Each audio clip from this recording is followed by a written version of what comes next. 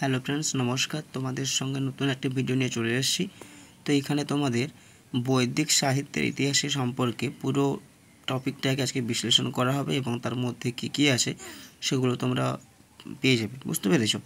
তো ভিডিওটাকে সম্পূর্ণ দেখো এবং চ্যানেলে যদি নতুন হয়ে থাকো চ্যানেলটিকে সাবস্ক্রাইব করে পাশে থেকে বেল আইকনটি প্রেস করে দাও। চলো আমরা পড়ার দিকে ফিরি।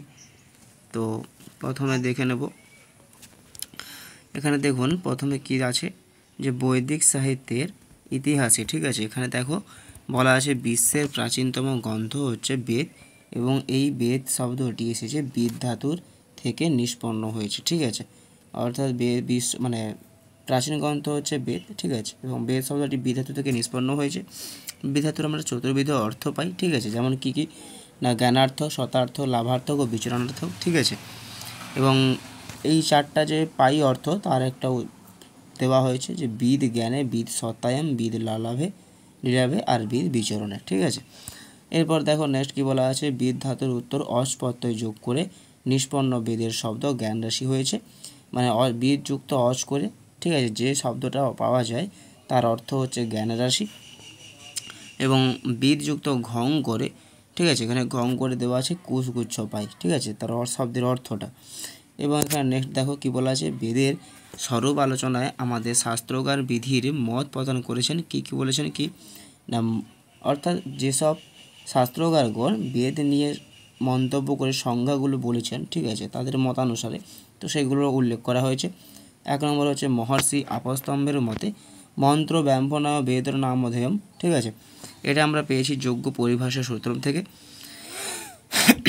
এরপর দেখো কি আছে, এটা সায়নাচার্যের মতে আছে ইষ্টপ্রাপ্ত নিষ্ঠ পরিহার লৌকিকম উপায় যো বেদ গ্রন্থ বেদয়তি, তাহলে যো গ্রন্থ বেদয়তি সবেদ, তাহলে সায়নাচার্যের মতে এটা। এবং এই লাইনগুলো কোটেশনগুলো তুলে দিয়ে বা কোটেশনগুলো তুলে দিয়ে কার মত সেটা দিতে পারে, ঠিক আছে, তাহলে এইরকম আমাদের মুখস্থ করা দরকার। এবং এরপর কি আছে যে আচার্য মনুর মতে আছে বেদ অখিল ধর্মমূলম, ঠিক আছে, মনু সংহিতার থেকে নেওয়া হয়েছে, ঠিক আছে। আচার্য এবার অনেক সময় আমরা দেখি যে বেদ অখিল ধর্মমূলম আর বেদ ও ধর্মমূলম, তারপরে আছে না ন্যায়শাস্ত্রকার গৌতমের মতে বেদ ধর্মমূলম, ঠিক আছে। এই জায়গাটা যেটা আছে তা আমরা কিন্তু এটা অনেক সময় দেখি যে বেদ অখিল ধর্মমূলম, ঠিক আছে। তো এই মানে এই বেদ অখিল ধর্মমূলম আর বেদ ধর্মমূলমের মধ্যে যে কোনো একটা দিয়ে দেয়, ঠিক আছে, যে কোনো একটা দিয়ে বলে কার মত অনুসারে, বোঝা গেল। তো এইরকম করলে দেখতে পাচ্ছ আচার্য মনুর মতে বেদ অখিল ধর্মমূলম আর ন্যায়শাস্ত্র গৌতমের মতে বেদ ধর্মমূলম। এরপর দেখো কি আছে দেখি না স্মৃতিশাস্ত্রকার যাজ্ঞবল্কের মতে, ঠিক আছে, কি বলা আছে, স্মৃতিশাস্ত্রকার যাজ্ঞবল্কের মতে দেওয়া আছে প্রত্যক্ষেন মিথ্যা জব বা জস্তুপায় ন বিদ্যতে এনং বিদ্যন্তি বেদেন তস্মাৎ বেদস্ব দেবতা, ঠিক আছে। এটা স্মৃতিশাস্ত্রকার যাজ্ঞবল্ক, অর্থাৎ যাজ্ঞবল্কের রচনা কি না স্মৃতিশাস্ত্রকার, এইটা একটা তোমাদের পেয়ে গেল এখান থেকে, ঠিক আছে। এবং এই যাজ্ঞবল্ক বেদের স্বরূপ প্রসঙ্গে বলেছেন যে প্রত্যক্ষেন মিথ্যা বা জস্তুপায় ন বিদ্যন্তি এনং বিদ্যন্তি বেদেদ তস্মাৎ বেদস্ব বেদতা, ঠিক আছে। তো এই হচ্ছে ব্যাপার। এবং মহাভারতের বেদব্যাস মতে কি বলেছেন সেটা নিচে দেওয়া আছে কি যুগান্তে অর্ণিতান বেদান সেতি হাসান মহর্ষ লেভিরে তপস্যা পূর্ব মনুজ্ঞাতা স্বয়ংভুবা, ঠিক আছে। তো এটা হচ্ছে বেদব্যাস মহাভারতকার রচনা, বেদব্যাস, ঠিক আছে, মহাভারতকার বেদব্যাসের রচনা করে এটি বলা হয়েছে, ঠিক আছে। তার এখান থেকে আমরা বেদের একটা সংজ্ঞা পেয়ে থাকি, ঠিক আছে। এরপর দেখো কি দেওয়া আছে, আচ্ছা এরপর দেখো কী দেওয়া আছে শাস্ত্রকারদের মতানুসারে বেদের বিভিন্ন নামান্তর, ঠিক আছে। তো আমরা বেদের নামান্তরটা একটু দেখে নেব কী কী আছে, ঠিক আছে। তো দেখো, তো ছবিটা একটু জুম করি, হ্যাঁ এবার আশা করি ভালোভাবে দেখতে পাচ্ছ, ঠিক আছে। তো এখানে দেখো কী বলা আছে বেদকে শঙ্করাচার্য, ঠিক আছে, বেদকে শ্রুতি সংজ্ঞায় আখ্যায়িত করেছেন এবং মহর্ষি বাদরায়ণও ব্রহ্মসূত্র গ্রন্থে বেদের শ্রুতি বলে আখ্যা দিয়েছেন, ঠিক আছে। ছন্দস্য বা বেদ এই নাম পাণিনি ব্যাকরণে ব্যবহার করেছেন, দেখতে পেয়েছে স্পষ্টভাবে উল্লেখ করা হয়েছে যে ছন্দস্য বা ছন্দ এই নাম পাণিনি তার ব্যাকরণে, অর্থাৎ ব্যাকরণকার না পাণিনির ব্যাকরণে ছন্দ নামে আখ্যায়িত করেছেন কাকে, বেদকে, ঠিক আছে। নিরুক্তকার যাস্কাচার্য ঋগ্বেদের 10টি মণ্ডল থাকার জন্য একে দশতৈ রূপে কল্পনা করা হয় বা উল্লেখ করেছেন, ঠিক আছে। তাহলে নিরুক্তকার যাস্কাচার্য কী বলেছেন না 10টি মণ্ডল থাকার জন্য ঋগ্বেদ 10 থাকা একে কী বলেছেন না দশতৈ, ঠিক আছে। এইটা দেখে রাখবে, বানানটাও দেখে রাখবে, ঠিক আছে। তারপরে কি আছে, অর্থশাস্ত্রকার কৌটিল্য বেদকে ত্রয়ী আখ্যায় ভূষিত করেছেন, নিগম আগম প্রভৃতি নামও বেদের নামান্তর। ঠিক আছে, কী বলেছে, অর্থশাস্ত্রকার কৌটিল্য, অর্থাৎ কৌটিল্য রচনা অর্থশাস্ত্রকার, এখান থেকে পেয়ে গেলাম, এবং বেদকে ত্রয়ী আখ্যান ভূষিত করেছেন। ঠিক আছে, বেদকে ত্রয়ী নামে কে আখ্যিত করেছেন, না কৌটিল্য। ঠিক আছে, নিগম আগম প্রভৃতি নামও বেদের নামান্তর। ঠিক আছে, এই মানে এই যে নিগম আর আগম প্রভৃতি নামও বেদের নামান্তর। ঠিক আছে, তো চলো দেখি আমরা এবারে তোমাদের মেন যে জিনিসটা সেটা হচ্ছে, এখানে দেখো কি বলা আছে, না বেদের কাল বিষয়ে প্রাচ্য ও পাশ্চাত্য পণ্ডিতদের অভিমত। ঠিক আছে, তো এখানে কি বলা আছে, না বেদের যে রচনার কাল, ঠিক আছে, বেদের রচনাকাল নিয়ে আমরা অনেক মত মানে পণ্ডিতদের মধ্যে অনেক কিছু মত প্রকাশ করেছেন কত খ্রিস্টাব্দে, তো সেইটা আমরা দেখব। অনেক সময় আমি বলে দিই, এইখানে যে পণ্ডিতগণের নাম দেওয়া আছে, এই নামটি থেকে যে এর মতের বেদের রচনাকাল কত। ঠিক আছে, এরকম করে কোশ্চেন তোমাদের এসে থাকে এইখান থেকে, তো আমরা দেখে নিই কারে কী বলেছে। তো এখানে দেখো প্রথমত যেটা দেওয়া আছে, পণ্ডিত ম্যাক্স মুলারের মতে কী দেওয়া আছে, না 1200 থেকে 1000 খ্রিস্টপূর্বাব্দে রচনা হয়েছিল বেদের। ঠিক আছে, এবং সুনীতি কুমার চট্টোপাধ্যায় রচনা করেছেন, দেখো মানে তার যে সময়কালটা বলেছেন তিনি, যে 1000 থেকে 900 খ্রিস্টপূর্বাব্দে, এবং বালগঙ্গাধর তিলক দিয়েছে 4500 খ্রিস্টপূর্বাব্দে, অধ্যাপক জ্যাকবি দিয়েছে 4500 খ্রিস্টপূর্বাব্দে, কামেশ্বর আইয়ার 4500 খ্রিস্টপূর্বাব্দে। এরপরে মেন তোমাদের যেটা পরীক্ষায় পড়ে থাকে এখান থেকে, সেটা হচ্ছে যে ম্যাকডোনাল্ড। এই ম্যাকডোনাল্ড ব্যাপারটা কিন্তু অনেক সময় পরীক্ষায় এসে থাকে, যেমন 1300 থেকে 1500 খ্রিস্টপূর্বাব্দে। ঠিক আছে, এরপরে দেখতে পাচ্ছ যে ডক্টর আর.জি. ভান্ডার, এটা নয়, এই ভিন্টার নেটসটা ইম্পর্টেন্ট। ঠিক আছে, এই ভিন্টার নেটসটা তোমাদের দিয়ে থাকে যে কত খ্রিস্টাব্দে ভিন্টার নেটসের মধ্যে রামায়ণের রচনাকাল, বেদের রচনাকাল কত, তাই তো এখানটা হচ্ছে 2500 খ্রিস্টপূর্বাব্দে, এটাও তোমরা দেখে রাখবে।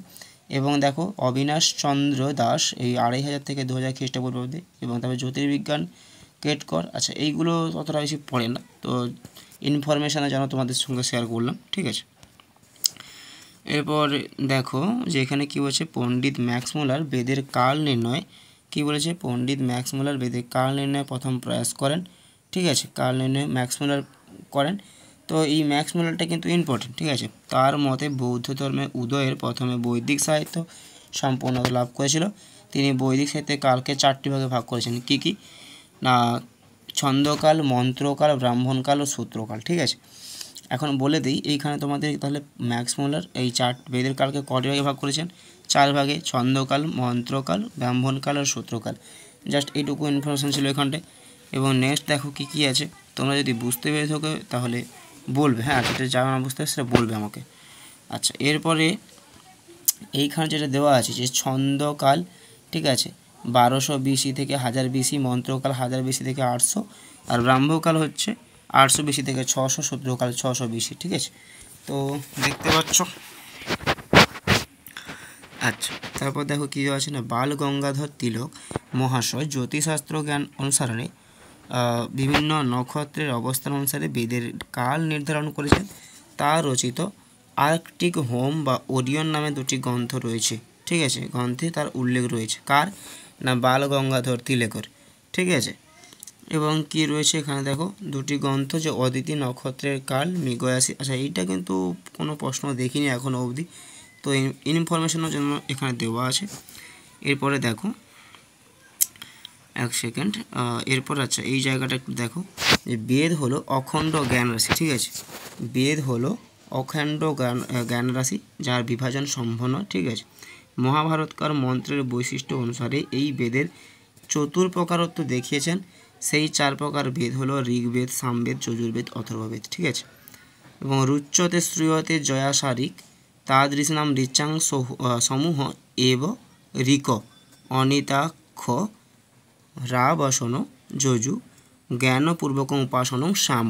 ঠিক আছে, এবং এরপর দেখো কি আছে, পূর্ব মীমাংসা বা জৈমিনীর মতে। ঠিক আছে, এখানে দেখো এই যে কোটেশনটা দেওয়া আছে না, যে পূর্ব মীমাংসাকার জৈমিনী, তাহলে জৈমিনীকে মানে পূর্ব মীমাংসা রচিত করছেন কে, জৈমিনী। ঠিক আছে, জৈমিনী মন্ত্রে 3 প্রকার লক্ষণ নির্দেশ করেছেন। ঠিক আছে, তেসাম ঋক যত্র অর্থ বসেন পদাবস্থা গীতিষু সমাখ্যা শেষে যজুর শব্দ, এই ত্রিবিধ লক্ষণযুক্ত অথর্ববেদ, এই জন্য অথর্ববেদে পৃথক উল্লেখ করেন। ঠিক আছে, আচ্ছা, তো এরপর দেখো সংহিতা আছে তোমাদের, ঠিক আছে। তো বেদের মধ্যে সংহিতাটা দেখে নাও, যে বেদের মন্ত্রভাগের নাম হচ্ছে সংহিতা। এই সংহিতা 4 ভাগে ভাগ করা হয়, ঠিক আছে। কী কী আছে না, ঋক, সাম, যজু, অথর্ব। এগুলির মধ্যে সর্বাপেক্ষা প্রাচীন সংহিতা হলো ঋগ্বেদ সংহিতা, ঠিক আছে। ম্যাকডোনাল্ড তার এ বৈদিক রিডার ফর স্টুডেন্ট নামক গ্রন্থে ঋগ্বেদের কাল নির্ণয় সম্পর্কে বলেছেন, ঠিক আছে। তোমাদের কিন্তু এখান থেকে কোশ্চেন আসে যে ম্যাকডোনাল্ড তার এ বৈদিক রিডার ফর স্টুডেন্ট নামক গ্রন্থে ঋগ্বেদের কাল নির্ণয় করেছেন, ঠিক আছে। তাহলে কে মানে ধরুন সাপোজ এইখানে দেওয়া প্রশ্ন যে এ বৈদিক রিডার অফ স্টুডেন্টস এই গ্রন্থটি কার রচনা, ম্যাকডোনাল্ড, ঠিক আছে। এবং এই যে গ্রন্থ থেকে কী জানা যায় না, ঋগ্বেদের কাল নির্ণয় জানা যায়, ঠিক আছে। এরপর দেখো এবার কী বলেছে, দ্য ঋগ্বেদ, ঠিক আছে, undoubtedly the oldest literally mountain of the Indo European language, ঠিক আছে। ঋগ্বেদ ইন্দো ইউরোপিয়ান ভাষার প্রাচীনতম নিদর্শন, ঠিক আছে। তাহলে চলো পরে কী আছে দেখো, যে ঋগ সংহিতার মন্ত্র বিভাগ 2 প্রকার। তাহলে কি না, ঋগ সংহিতার মন্ত্র বিভাগ 2 প্রকার, বৈদিক অনুষ্ঠান উপযোগী মণ্ডল বিভাগ, বেদ অধ্যাপন উপযোগী এবং অষ্টক বিভাগ, ঠিক আছে। তো এখানে দেখতে পাচ্ছি মণ্ডল বিভাগ আর হচ্ছে মানে এখানে দেওয়া আছে মণ্ডল বিভাগটা কি না, বৈদিক অনুষ্ঠান উপযোগী, ঠিক আছে। আর বেদ অধ্যয়ন উপযোগীটা হচ্ছে অষ্টক বিভাগ, বোঝা গেল। আচ্ছা, এরপর যেটা ভেরি ভেরি ইম্পর্টেন্ট সেটা হচ্ছে যে মণ্ডল বিভাগে কি রয়েছে, মণ্ডল বিভাগে 10টি মণ্ডল রয়েছে, 85টি অনুবিভাগ রয়েছে, ঠিক আছে। এবং 1017টি সূক্ত এবং 10,472টি ঋগ রয়েছে। আর অষ্টক মন্ত্রে রয়েছে 8টি অষ্টক, 64টি অধ্যায় এবং 2006টি বর্গ ও 10,472টি ঋগ, ঠিক আছে। আচ্ছা, তারপর দেখো কি বলেছে, ঋগ্বেদ সাকল শাখায়, ঠিক আছে। ঋগ্বেদ সাকল শাখায় 1010টি সূক্ত আছে। ভাস্কর শাখা অনুসারে অষ্টম মণ্ডলের 11টি বালখিল্য সূক্তযুক্ত হলে ঋগ্বেদের মোট সূক্ত সংখ্যা হচ্ছে 1028টি এবং 28টি ঋগ যুক্ত করলে মোট ঋগ সংখ্যা হলো 10,552টি, ঠিক আছে। মানে যেটা আছে প্রথম সাকল শাখা তাহলে কটা সূক্ত আছে না, 1017টি, ঠিক আছে। এবং তারপরে কি বলেছে 1017, আচ্ছা। আর ঋগ্বেদের মোট সূক্ত সংখ্যা কত, 1028টি, ঠিক আছে। সাকল শাখায় আছে 17টি এবং মোট সূক্ত সংখ্যা হলো 1028টি এবং 80টি ঋগ যুক্ত হলে মোট ঋগ সংখ্যা হচ্ছে 10,552টি। আচ্ছা, আর একটা জিনিস এখানে সমগ্র ঋগ সংহিতায় 4,32,000 অক্ষর রয়েছে, ঠিক আছে, যেটা অনেকটা ইনফরমেটিভ এবং ইম্পর্টেন্ট। আচ্ছা, এদিকে দেখো কি বলেছে, কি বলেছে যে মণ্ডল বিভাগ অর্থাৎ ঋগ্বেদে যে মণ্ডলগুলো আছে এই মণ্ডলগুলো কিনা প্রথম মণ্ডলে শতাচিহ্ন মণ্ডল, ঠিক আছে, মধুচ্ছন্দা বা মেধা ঋষি অর্থাৎ প্রথম মণ্ডলে ঋগ্বেদের প্রথম মণ্ডলের নাম হচ্ছে শতাচিহ্ন মণ্ডল, ঠিক আছে। এবং এখানে ঋষি কি না মধুচ্ছন্দা বা মেধাতিথি, ঠিক আছে। আর এখানে সূক্ত সংখ্যা কত না 1091টি, ঋগ সংখ্যা 2006টি এবং বিশেষ হচ্ছে প্রকীর্ণ মণ্ডল, ঠিক আছে। দ্বিতীয়ত কী দেওয়া আছে, দ্বিতীয় মণ্ডলের নাম হচ্ছে গার্ত্য সমদ মণ্ডল, যার ঋষি হচ্ছে গীত সমদ আর সূক্ত সংখ্যা হচ্ছে 43টি এবং ঋগ সংখ্যা 429টি। বিশেষ করে আর্য মণ্ডল, ঠিক আছে, বিশেষ মানে এইটার যে আর্য মণ্ডলটা হচ্ছে বিশেষ, তাই তো। আচ্ছা, তাহলে 3 নম্বরটা দেখি যে 3 নম্বর মণ্ডলের নাম কি, তৃতীয় মণ্ডলের নাম বৈশ্বামিত্র মণ্ডল, ঠিক আছে। এখানে বৈশ্বামিত্র হচ্ছে ঋষি আর 62টি সূক্ত সংখ্যা রয়েছে, মানে তৃতীয় মণ্ডলে 62টি সূক্ত সংখ্যা রয়েছে আর 617টি তোমার ঋগ সংখ্যা রয়েছে, ঠিক আছে। তারপরে চতুর্থতে তোমার নাম হচ্ছে বামদেব্য মণ্ডল, যার ঋষি হচ্ছে বামদেব। একটা জিনিস দেখো, বামদেব্য যে মণ্ডলটা, ঠিক আছে, তার ঋষি হচ্ছে বামদেব। শতাচিহ্নমে মধুচ্ছন্দা বা মেধাতিথি, গার্ত্য সমদে গীত সমদ মানে ফার্স্ট, বৈশ্বামিত্র মণ্ডলের বিশ্বামিত্র, ঠিক আছে। এই রকম করে দেওয়া আছে, তো তোমরা লক্ষ্য করবে ঠিক মনে রাখার। এটা অনেক সময় দিতে প্রথম মণ্ডলের ঋষির নাম কি, তো প্রথম মণ্ডলের নাম কি হচ্ছে না শতাচিহ্ন মণ্ডল, ঠিক আছে। এবং ঋষি কি না মধুচ্ছন্দার মেধাতিথি। আর গার্ত্য সমদ মণ্ডল যে দ্বিতীয় মণ্ডল, তো দ্বিতীয় মণ্ডলের নাম ঋষির নাম কি না গীত সমদ। বৈশ্বামিত্র মণ্ডলের ঋষির নাম কি বৈশ্বামিত্র। বামদেব মণ্ডলের নাম কি না বামদেব। আয়ত্র মণ্ডলের নাম কি অত্রি। ভারদ্বাজ মণ্ডলের নাম কি ভারদ্বাজ এবং বশিষ্ঠ মণ্ডলের নাম কি বশিষ্ঠ, ঠিক আছে। এরকম করে মনে রাখার চেষ্টা করবে। তো প্রথম যে লাইনগুলো আছে তার প্রথমের সঙ্গে ঋষিটা ম্যাচ করে অনেকটাই, প্রত্যেকটা ক্ষেত্রে মানে কিছু কিছু ক্ষেত্রে, যেমন প্রথমেরটা ম্যাচ করছে না, শতাচিহ্ন মণ্ডলে মধুচ্ছন্দ আর মেধাদিত্য, ঠিক আছে। এবার দেখো সুক্ত সংখ্যা কি না 43 আছে। আচ্ছা প্রথমে আত্রেয় মণ্ডলটা বলি। আত্রেয় মণ্ডলে হচ্ছে ৩ হচ্ছে তোমার ঋষি এবং 87টি হচ্ছে তোমাদের সুক্ত সংখ্যা, আর 727টি হচ্ছে তোমাদের ঋক সংখ্যা। এবং ভারদ্বাজ মণ্ডলে ভারদ্বাজ ঋষি আর 75 মণ্ডলের মানে 75টি সুক্ত সংখ্যা রয়েছে কোথায় না ষষ্ঠ মণ্ডলে বা 75টি রয়েছে ষষ্ঠ মণ্ডলে, ঠিক আছে। আর ঋক সংখ্যা 765টি, ঠিক আছে। এরপর দেখো এরপর কী দেওয়া আছে যে বৈশিষ্ট্য মণ্ডলে বৈশিষ্ট্য ঋষি 104টি হচ্ছে কি সুক্ত সংখ্যা আর 841টি ঋক সংখ্যা, ঠিক আছে। কান্ন বা প্রগাথ মণ্ডলে কি বলছে না কর্ণ হচ্ছে ঋষি আর 92 যুক্ত 11টি, ঠিক আছে। অর্থাৎ তোমাদের অনেক সময় প্রশ্ন দিয়ে থাকা হয় যে অতিরিক্ত 11টি সুক্ত যুক্ত হয়েছে কোন মণ্ডলে, ঠিক আছে। তো এখানে তোমাদের কোশ্চেন যদি এরকম আসে তাহলে অষ্টম মণ্ডল বা কান্ন মণ্ডল বা প্রগাথ মণ্ডল সবটাই একই, ঠিক আছে। এখানে দেখো সুক্ত সংখ্যা তো দেওয়া আছে 92 যুক্ত 11, আর যেটা তোমাদের ঋক সংখ্যা সেটা হচ্ছে 1636 থেকে সঙ্গে 80টা একটা যোগ হয়েছে, ঠিক আছে। এবং নবম মণ্ডলের নাম হচ্ছে কি পাবমান মণ্ডল, ঠিক আছে। এবং দ্বিতীয় থেকে সপ্তম মণ্ডলের ঋষি 114টি সুক্ত সংখ্যা আর 1108টি হচ্ছে ঋক সংখ্যা এবং সোম মণ্ডল, ঠিক আছে। এবং দশম মণ্ডলে প্রকীর্ণ মণ্ডল, তাহলে এই জায়গাটা হচ্ছে ইম্পর্টেন্ট যে ঋগ্বেদের কোন মণ্ডল প্রকীর্ণ মণ্ডল, তাহলে কি না দশম মণ্ডল হচ্ছে প্রকীর্ণ মণ্ডল, ঠিক আছে। এখানে মধুচ্ছন্দা ঋষি, ঠিক আছে। আর 191টি হচ্ছে কি না সুক্ত সংখ্যা, ঠিক আছে। আর ঋক সংখ্যা কটি 1754টি এবং এটি হচ্ছে প্রকীর্ণ মণ্ডল, ঠিক আছে। তো প্রকীর্ণ মণ্ডল তাহলে কটা পেলাম, প্রকীর্ণ মণ্ডল দুটো পেলাম, ঠিক আছে। একটা হচ্ছে 1 নম্বর মানে শতাচিহ্ন মণ্ডল, দ্বিতীয়ত হচ্ছে কি না প্রকীর্ণ মণ্ডল, ঠিক আছে। এটা মাথায় রাখবে এবং দুটোটি ঋষি হচ্ছে মধুচন্দ্র ঋষি। আচ্ছা এখানে দেখো কি বলেছে যে ঋক সংহিতার শাখা সংখ্যা কি না স্কন্দ পুরাণে 24টি রয়েছে, ঠিক আছে। পতঞ্জলির মতানুসারে কি না 21টি এবং কুর্ম পুরাণ অনুসারে 24টি আর দুর্গাচার্যের মতানুসারে 21টি। এখানে কি ঋগ্বেদ সংহিতার শাখা সংখ্যা, ঠিক আছে। তাহলে স্কন্দ পুরাণে কটি শাখা রয়েছে না 24টি রয়েছে, পতঞ্জলির মতানুসারে 21টি রয়েছে, কুর্ম পুরাণ অনুসারে 24টি আর দুর্গাচার্যের মতানুসারে 21টি, ঠিক আছে। তো এগুলো ইনফরমেটিভ মনে রাখবে তোমরা। এবং হ্যাঁ আরও নিচে যেটা আছে যে ভর্তৃহরি মতানুসারে, ঠিক আছে, 15টি রয়েছে এবং বিষ্ণু পুরাণ অনুসারে 9টি আর সৌনকের চরণবুহের অনুসারে এখানে দেখো সৌনকের চরণবুহ, তাহলে চরণবুহ কাল লেখা না সৌনক রচিত, এটি কটা না 5টি হচ্ছে, ঠিক আছে। এটা ঋগ্বেদের শাখা রয়েছে। এবং তারপর দেখো এখানে কি বলেছে ঐতরীয়, ঠিক আছে, 33 প্রতি শাখা অষ্টাধ্যায়ী সূত্রানুযায়ী 30টির অধিক। তো যাই হোক অতটা ডিটেলসে না আসলে এখানে চলবে, সমস্যা নেই, ঠিক আছে। তো এবার দেখো সাম সংহিতা।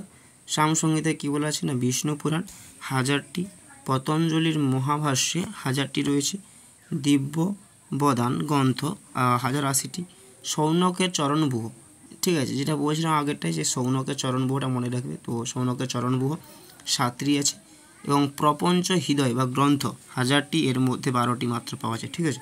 এবং সত্যব্রত সমস্যার মতে 13টি শাখা রয়েছে তোমাদের। এবং এখানে দেখো একটু ভালো করে বোঝার চেষ্টা করবে, বর্তমানে সামবেদের 3টি শাখা পাওয়া যায়, ঠিক আছে। কী কী না কৌথমি, জৈমিনী ও রানায়ণী, ঠিক আছে। তাহলে সামবেদের কটি শাখা 3টি শাখা কী কী না কৌথমি মানে কৌথম, জৈমিনীয় আর হচ্ছে কি রানায়ণীয়, ঠিক আছে। এবং তন্মধ্যে মানে তাদের মধ্যে বঙ্গদেশে এবং গুজরাটে কৌথম শাখা আর কর্ণাটকে জৈমিনী শাখা, মহারাষ্ট্রে রানায়ণীয় শাখা প্রচলিত রয়েছে। তাহলে বঙ্গদেশে কি বঙ্গদেশে এবং গুজরাটে রয়েছে কৌথমি শাখা, আর কর্ণাটকে জৈমিনী শাখা এবং মহারাষ্ট্রে রানায়ণীয় শাখা প্রচলিত রয়েছে। এবং বর্তমানে 3টি অর্থাৎ সামবেদের মন্ত্র সংখ্যা 650টি এবং 1225টি উত্তরবাচী রয়েছে, ঠিক আছে। তাদের মধ্যে ঋগ্বেদের মন্ত্র কি না 1504টি। তারপর কী আছে দেখো না সাম্বিকার হচ্ছে 6টি, বকার বিশ্লেষণ এবং বিকর্ষণ, অভ্যাস, বিরাম, স্ত্রোম। তাহলে সাম্বিকার কটি 6টি, ঠিক আছে। তাহলে কী কী না বকার, বিশ্লেষণ, বিকর্ষণ, অভ্যাস, বিরাম, স্ত্রোম। আর সামগান রয়েছে 5টি, কী কী না প্রস্তাব, উদ্গীত, প্রতিহার, উপদ্রব, নিধান। এই সামগান 5টি কী কী? না প্রস্তাব, উদ্গীত, প্রতিহার, উপদ্রব, নিধান। আর পূর্বাচিকের নামান্তর অনুসারে কী কী জানা যায়? না ছন্দ, ছান্দসী, ছন্দশিখা। পূর্বচিকের নামান্তরগুলো হলো ছন্দ, ছান্দসী আর ছন্দশিখা।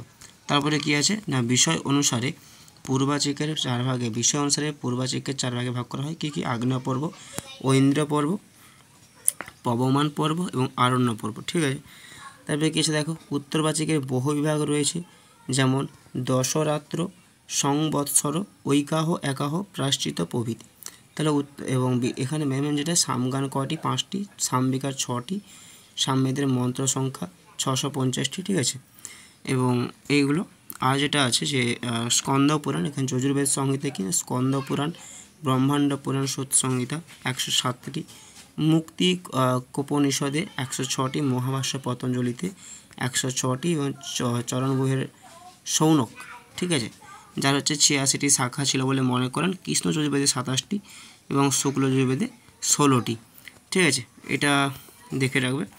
এবং এরপর দেখো কী দেওয়া আছে এখানে, বিষ্ণু পুরাণের শুক্ল যজুর্বেদের শাখার সংখ্যা, বিষ্ণু পুরাণের চক্রব্যূহে শাখা। ঠিক আছে, তো চক্রব্যূহে 43টি শাখা রয়েছে এবং এখানে 15টি, এখানে 27টি। ঠিক আছে, তো আজকের অতটা থাক এবং পরের ক্লাসে এই ব্রাহ্মণ সাহিত্য থেকে পুরোটা তোমাদের দেখিয়ে দেওয়া হবে। ঠিক আছে, তো যাই হোক, ভিডিওটি ভালো লাগলে চ্যানেলটিকে সাবস্ক্রাইব করে পাশে বেল বাটনটি প্রেস করে দেবে। আবার টাটা, বাই বাই, শুভ থাকবে।